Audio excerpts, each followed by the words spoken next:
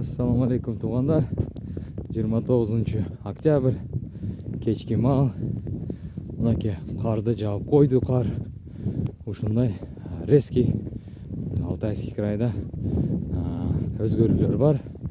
Азыр мал айдап кетип атам, дагы эле кар жаап атат. Бирок күндүзү видео тарткан болчумун. Эртең менен андай нерсе, андай өзгөрүүлөр жок болчу.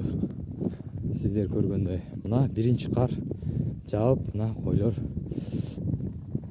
ориентациясын жоготуп, бири-бирин жоготуп алды. Азыр адаптация болуп атат.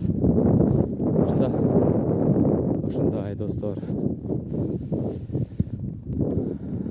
Кар мына бир күндө саат 2-ден баштап урду. Мындай караганда азырынча 15 сантиметрдей жаап коюптур.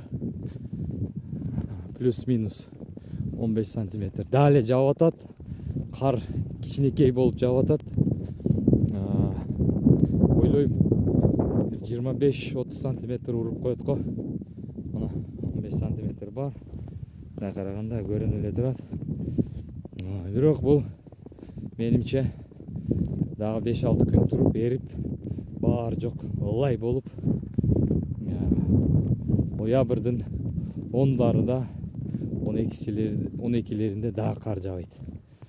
Ошо менен толугу менен күн сууп.